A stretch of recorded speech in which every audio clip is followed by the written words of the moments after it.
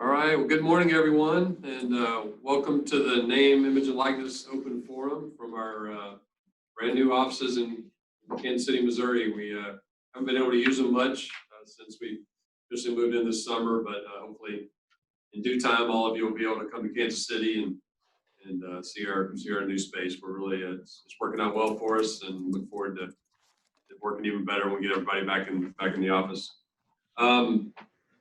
Before I introduce our panelists and get going with the main part of the meeting, I wanted to just give you a little bit of context for some of those who may not be that familiar with where we are in name, image, and likeness, and also just to kind of set the stage for the panel discussion. So I'll proceed with that and just take a few minutes and then introduce the panelists.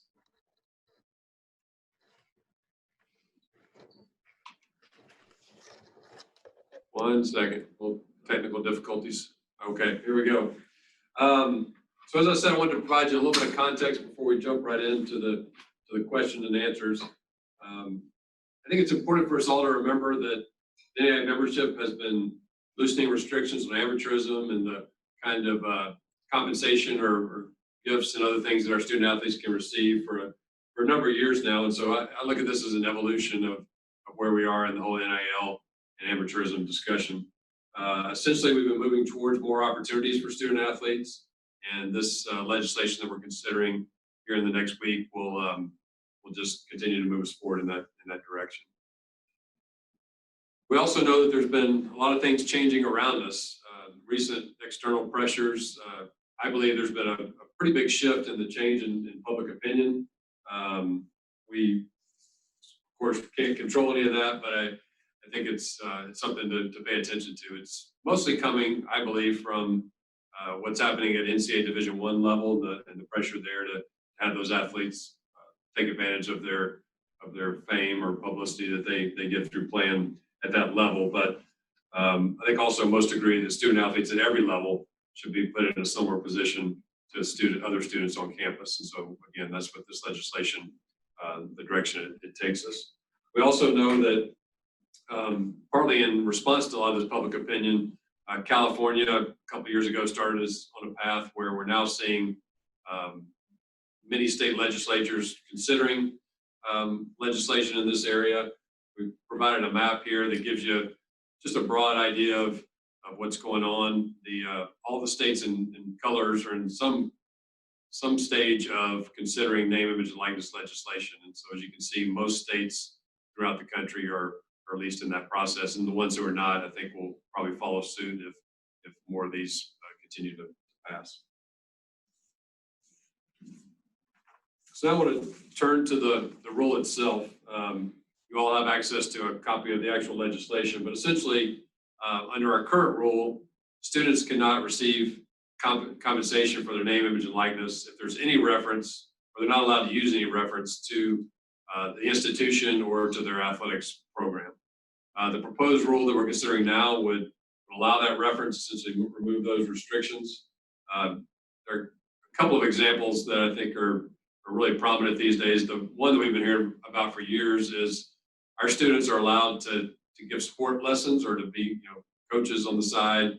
For example, if you're a softball pitcher, you can give softball pitching lessons, but you're not allowed to promote yourself by saying I pitch at X institution. And so that certainly seems to be a limitation on how our students can go about promoting themselves, and think it's, to me, a pretty reasonable accommodation to remove this reference. We also know as social media influencers are becoming more prominent, it's really almost impossible for a student to completely distance himself or herself from the institution as they're going about things on social media. So another place where it would come into play if passed. So I wanted to provide, this is National Office opinion, but also coming, I think, with support from the sponsoring bodies, which are the NCC, the ASA, and the Council of Presidents. There's some reasons that those groups believe we need to act now. The first, and I've alluded to it already, but to provide student athletes with the same opportunities as we allow other students with special talents on campus. We also think that it puts the NAI in a position to lead by essentially removing all restrictions and demonstrating that we prioritize the benefits of our student athletes. And as you all know, most of our student athletes are not on full scholarship, and the cost of higher ed continues to rise. So this gives them some opportunities to help pay for that cost of higher ed. As I mentioned before too, most restrictions have already been removed. So this is really a continuation of the evolution of our thinking in this area. And the last thing I'd point out before I get into the main part of this with our panelists is we don't see this as a quick fix. As I showed on that map, lots of activity going on outside of the NAIA, so it's likely we'll need to modify these rules. We'll also need to modify the rules based on the experience, but we shouldn't let some potential problems or some things we might need to change moving forward keep us from putting this into motion and again, helping our student athletes. It's also important to note, and we can answer some of these questions in more detail and get into the nuances with the panel, but members are still free. It provides flexibility to members to place your own limitations on student athletes. You do that with your own students as it already is in other areas. You have your own rules around alcohol consumption and other things, and so you could similarly place restrictions on student athletes as in exchange for their student aid by telling them that they're not allowed to promote alcohol or tobacco or anything that might conflict with the sponsors or supporters you already have on your campus. Those will be up to the institution. You would, of course, have to comply with state law if something is passed in your state, but there is flexibility there if you choose to take advantage of it. So with that, I want to turn to the panelists. You'll enjoy hearing from them more than continuing to hear from me. So I want to introduce them real quickly, and then we'll dive into some questions. If you have any questions, we'll get into a second how you can submit those through the chat. You're all probably have gotten very familiar with Zoom calls over the last many months, so you probably already know how to do that, but we'll cover that real quickly. But first, let me introduce the panelists. First, Dr. Tim Fulton. Tim is the president at Oklahoma Panhandle State University. As president at Panhandle, he, I'm pleased to say, led a movement to take OPSU from NCAA Division II back to the NAIA, and we're so appreciative of that and his leadership in doing that.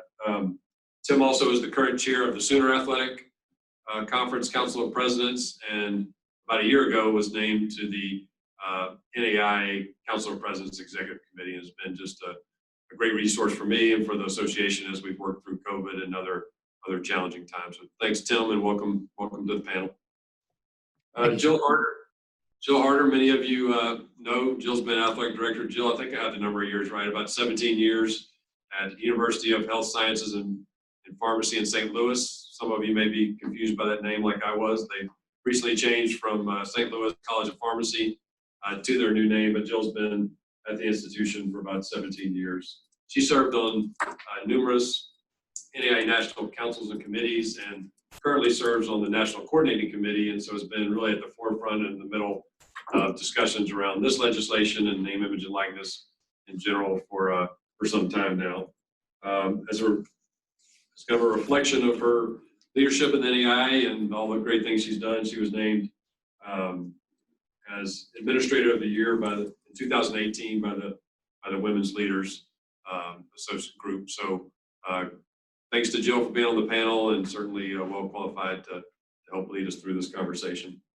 And then last but certainly not least, Fred Watts is a dual sport athlete at Concordia Ann Arbor. An interesting combination of lacrosse and competitive cheer and dance. He's currently serving as the vice chair of the ASA, and so brings the voice of our 77,000 student athletes. Fred's been in many conversations with his ASA colleagues, and just look forward to really hearing what he has to say on behalf of our student athletes. So we're fortunate to have Fred on the panel, and Fred, welcome to you as well. Okay, so before I get started with some questions, just a quick review. If you do have a question, we have some that were already submitted, and we'll go through those. But Chesney will be taking a look at the chat area. If you'll send your chat to NAIA host as opposed to everyone, I think people would appreciate that. And it helps us to better monitor those questions and get them into the pipeline. Okay, well, let's let's get started with just kind of a general question. This legislation obviously allows student athletes a little more flexibility in how they promote themselves and endorse products and businesses in a much more accessible way. So maybe Tim, start with you from the presidential perspective. Why do you think it's a good idea for the NAIA to create more opportunities for student athletes in this way? Well, first off, thank you, Jim. You do an excellent job, and I've had some behind the scenes exposure to how we've made decisions in the last year, and we are blessed to have you and your leadership team there for us. And so thank you, Tim. I would be remiss if I didn't say thank you to you for all your hard work. To the topic at hand, speaking from the Council of Presidents perspective, we think that this is the right thing to do. And we believe that the student experience should be front and center. Speaking from my personal opinion, I think that it's about time we do something like this. One of our centers of excellence as far as activities go here at Oklahoma Panhandle State is rodeo. Rodeo is governed by NIRA, which is the National Intercollegiate Rodeo Association. Those athletes can get endorsements. They can be sponsored, and they can compete in other events. And I would just say that while that has not been, oops, my screen just changed here. While that has not been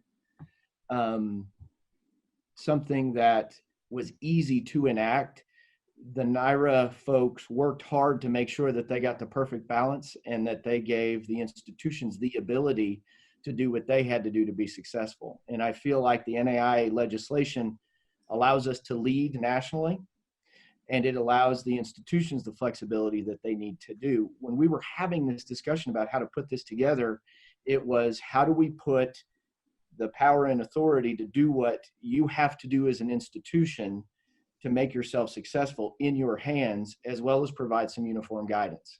And I think the NAIA has, for an initial pass, done an excellent job of putting all of that together. The last thing I would say about this is that, just like Jim said, it's important that we not let perfect be the enemy of the possible. I've heard from a lot of people about this legislation, a lot of people. And there are a lot of people that are afraid of somebody gaining a competitive advantage, or somebody doing something different over here, or somebody not enforcing the rules the way we would enforce the rules. Anytime a major change like this happens, you're going to have a pendulum swing. So we've been way over here, essentially saying that these things are prohibited. As we go through this, and if we pass this legislation, the pendulum will swing the other way. And it'll be on us to communicate and to find a perfect balance. It won't be perfect right out of the gate, but I think it's a step in the right direction. And that's where I'll leave it. All right, thank you for that, Tim. Jill, from an athletic director's perspective and someone who's served on a lot of national committees and councils, what would you offer on this topic? I would echo a lot of what Tim just shared with us. In addition to the fact that we have the chance right now to be the leader and to differentiate our association from the association with the big blue circle, and be a leader in doing what's right for our student athletes. We've got creative, very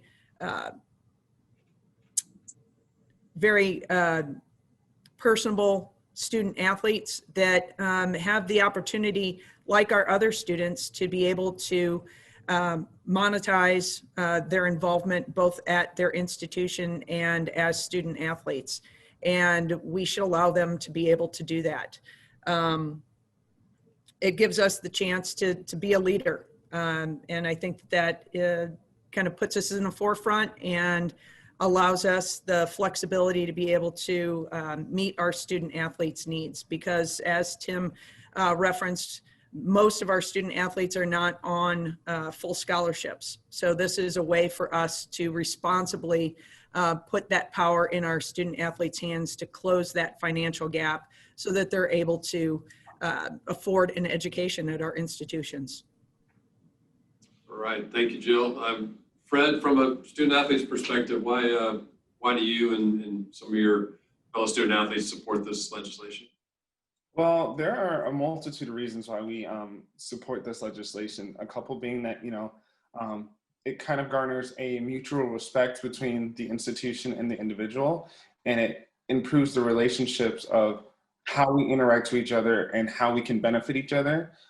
It helps provide a sense of unity. It can foster like a new bond of unity between the individual, the institution, the community that you're in, the city, the programs, you know, just there's a whole new level of unity that can be provided through these opportunities. And then it has been alluded to as well, but it does lift a big financial burden for us as student athletes, because, you know, some of us may not be on full scholarship. Sometimes those scholarships may not be the money that we want or need, but we're still expected to, you know, practice the same as if we were on max scholarship, or put a lot of time out and not have a lot of time to do things like work and stuff like that. So it can help with financials, giving us the opportunity to bring some money back in for us, so we can pay for school and housing and those things. And then lastly, you know, it opens the doors for opportunities for the athlete. You know, sometimes we can get overlooked by our NCAA counterpart, and not for lack of talent. It's just, you know,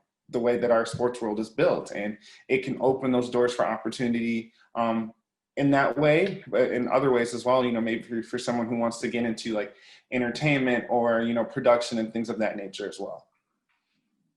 Okay, thanks for that, Fred. Tim, you mentioned just a little bit in your opening about you're hearing from some people about potential competitive advantages.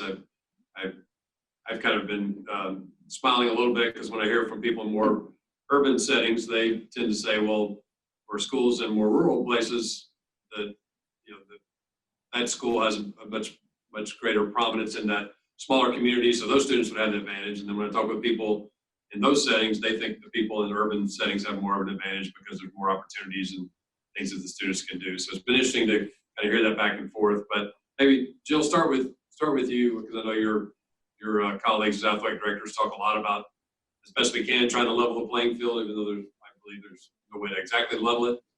So how are you and other athletic directors thinking about the competitive side of things? Well, I'll be perfectly honest. Everybody thinks everybody else has more than you do. And I think that that's just part of human nature, that everybody assumes that everybody else has an advantage. But the fact of the matter is that even within our own conferences, there are wide variances in the resources that are available to us. And that, you know, plays out in terms of scholarship dollars that we're able to offer our student athletes, on-campus support that we can give to our student athletes, and facilities. Those are just some of the many variances of the resources that we have for our student athletes. And again, you know, I will speak directly to what you have to say as being an urban institution, that, you know, there's the thought that institutions in smaller towns have a more tight-knit community and therefore have an advantage. Whereas someone who thinks, oh, St. Louis, that's a big town, you might have more resources, access to more resources in the city, when the reality is really that in a large city like ours, there's a lot of institutions, and an institution like ours kind of gets drowned out. So, you know, there's never going to be a perfect mix on this, and we'll never all be equal. But this is an opportunity for us to really explore some new ways to leverage our student athletes' NIL for their benefit. Okay, thanks, Jill. Well, Tim, moving from a urban setting in St. Louis to a pretty rural setting out in the panhandle of Oklahoma, how are you thinking about this? Well, I think the short answer is, just because it's hard or somebody else might gain an advantage is not a good reason to not do the right thing. And so I think Jill hit the nail on the head. Everybody tends to believe that somebody else has more of an advantage than they do, because you've got all of the resources and all of the information about your situation. We tend to fill in the blanks when we hear about other people's situation. And I know this will come as a shock to some people, but sometimes we don't share all the information we have with everybody, and that in an effort to gain a competitive advantage as well. And so with that in mind, one of the things that I love about athletics is it is performance-based. You know, it much more so than many things in life. If you are the best player, you generally get to play. And so I think over time, people will figure out how to leverage this to give themselves the best competitive advantage they can. And so just because it's hard doesn't mean we shouldn't do it, or just because Jill might have an advantage that I don't have, it'll make me better as I try to strive and do and get to a place where my students have the same opportunities as any student anywhere else in America. Brett, what about from a student athlete perspective? I know, right, I mean, right now, student athletes are getting various levels of scholarships. So it's not completely even, everybody's not getting the same thing right now. So how are student athletes kind of talking about this and the way it might impact you? I would wholeheartedly agree with Tim and Jill. And I would say the biggest thing for us is that, at the end of the day, we want to play and we're going to do everything we can to make that happen. And, when we're picking these institutions and things of that nature, with even in our conferences, we're aware that, some schools might have better facilities and things of that nature, but, we're making conscious efforts to decide that's the cards that they've been dealt. These are mine. What am I going to do with those cards? So I don't really foresee that being a real challenge, at least in the sense of student athletes, because within the NAI, we have such grit and determination to just be the best that we can be. And if that is in a small room in the weight room on campus or in the biggest one in the world, we're going to do what we have to do. Okay, thanks for that, Fred. Tim, let's shift a little bit and talk about some of the challenges of running an institution or running an athletic department in terms of how you'll be able to help student athletes with potential opportunities, but also try to protect or to make sure that the institution is not being harmed by any of this. So talk a little bit about how you and maybe your colleagues in the Sooner Athletic Conference have been talking about this balance of the opportunities for students, but at the same time, making sure that your donors and business partners are protected as well. You bet. We, in the Sooner Athletic Conference, we have an almost even mix between private religious universities and publicly funded universities with very different missions. And so one of the things at the national COP level that I think is important to repeat is that across the board, I heard every president say in one way or another that they want to provide the best student experience possible. And so the idea of sort of the NAI providing some uniform guidance of this is as close to an equal playing field among all the 50 states and all of the institutions. This is where we're starting. I think from the SAC perspective, we work really hard to let the institutions do what they have to do to be successful. And I feel like the NAIA has really adopted that. I've really seen that during COVID times. We're going to try to give you as much flexibility as you need to do what you've got to do to be successful. And so with that in mind, in terms of all of the various scenarios, we have at my institution, and I believe every other institution has as well, if you accept a scholarship from us, if you agree to come to our institution, there are rules and restrictions that we ask you to live by. And so a policy doesn't stop anything from happening, right? So murder is against the law, but that doesn't mean murder never happens.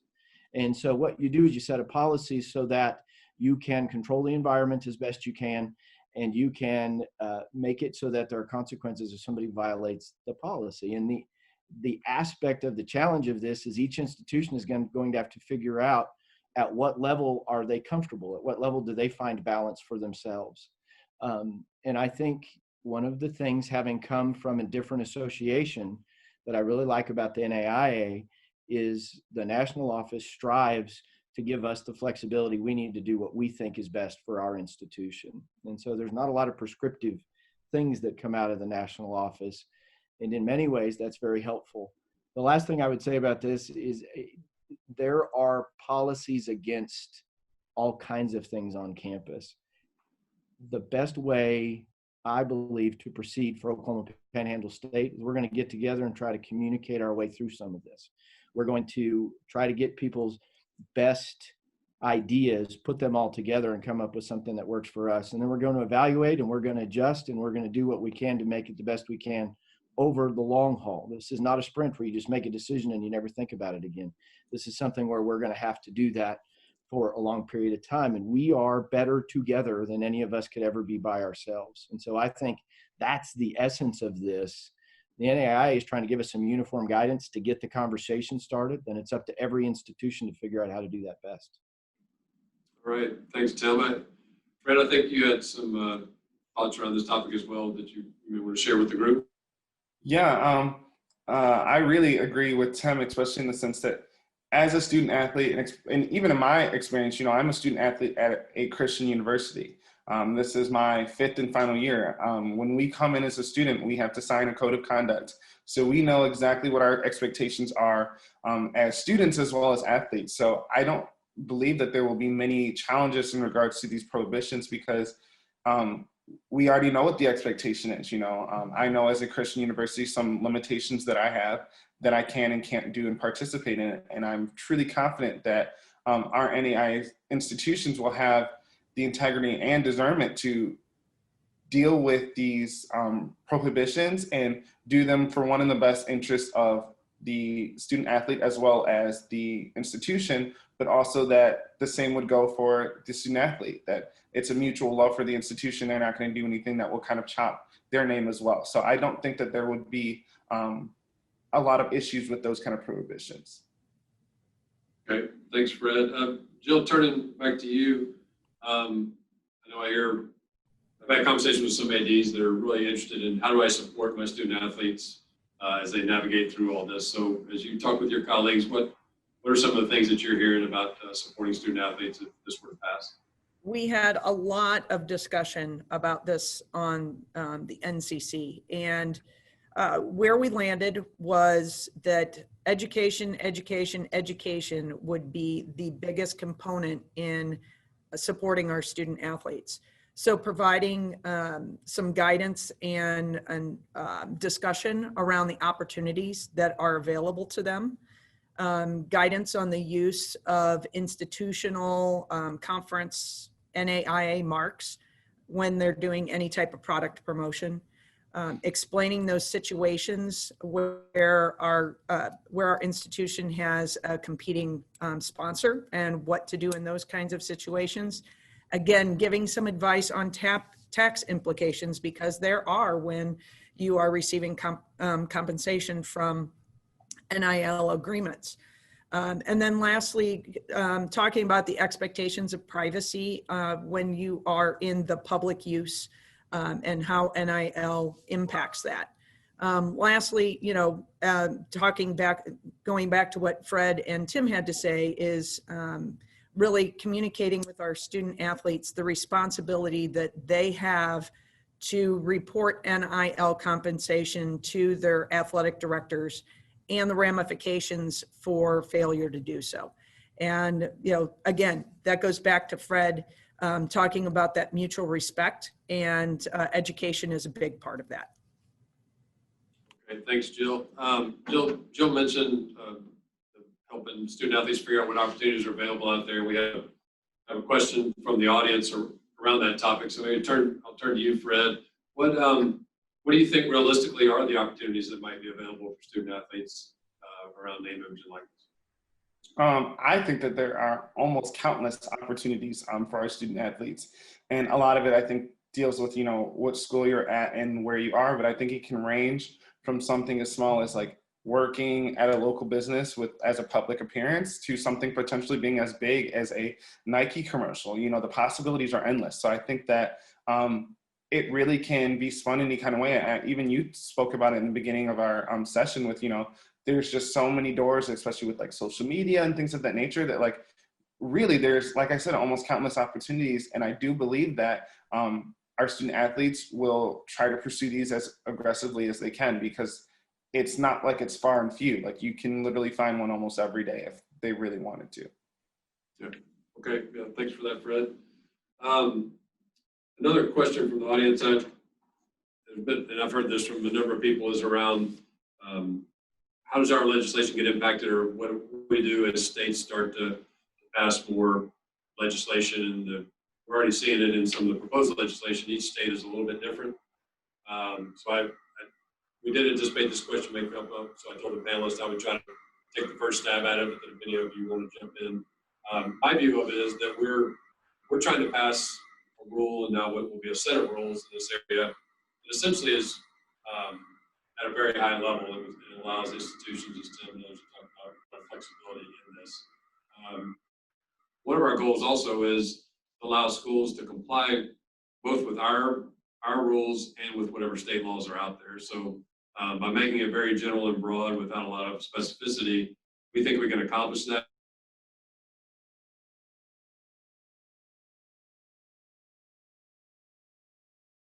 To tweak our rule, we've all talked about how it's going to be an evolving set of rules. So we want to continue to monitor things and rely on our members.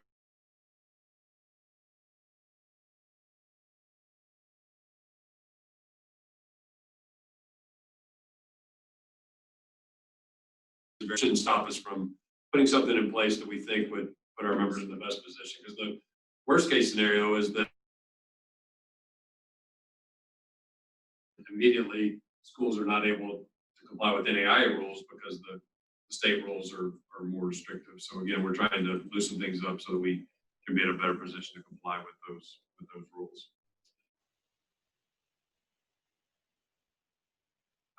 Panelists around that topic. Usually when I ask people to talk about legal stuff, they don't say much, but if you have anything. Well, I think it's already been said. I would say, Jim, some of your audio cut out on my end. Maybe that was just me there. And we talked not specifically about this question, but we talked a little bit about this. I think to say it a different way that I think is important for people to hear is by providing that sort of uniform guidance that is inclusive at this point. Over time, as states pass legislation, things will begin to solidify. And I think in time, we will have a rule that evens the playing field for everybody. And so, but you have to start somewhere. And this is where we're starting. I mean, obviously I support it. I just think it is incumbent on everybody to let's work together to figure out how we can make this the best it can instead of wishing it wasn't happening. I'd like to jump in here too, to dovetail with what Tim just said.